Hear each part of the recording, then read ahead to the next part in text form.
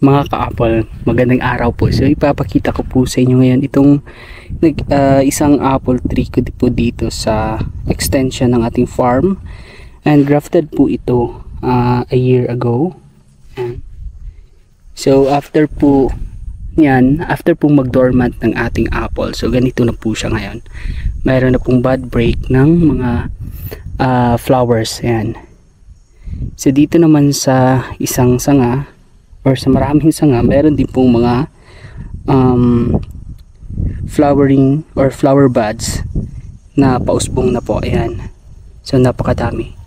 So ang variety po nito or base po nung sa napagkunan ko is Gala. Ayan. And then ginagamit ko po siya since madali po siyang mamulaklak, and then parang all year round meron po talaga siyang bloom.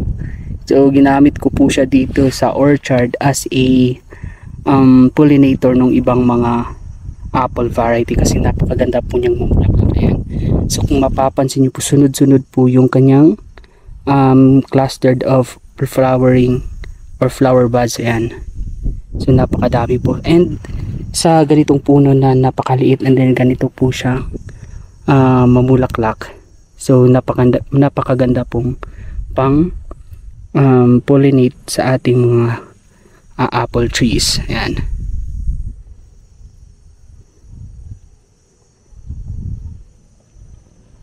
Ayan. So napakaliit pa po nung kanyang rootstock na seed grown. So ganyan lang po yan siya kalaki. Ayan. So ito po yung pinagtaniman natin ng patatas. Nandun po yung ibang mga apples na natabunan na rin po ng mga grasses ng patatas. Yan. So meron na pong nag-flower. And then dito yung mga ibang puno. Ayan. So meron na rin po yan. It's a mix of different varieties ng apple.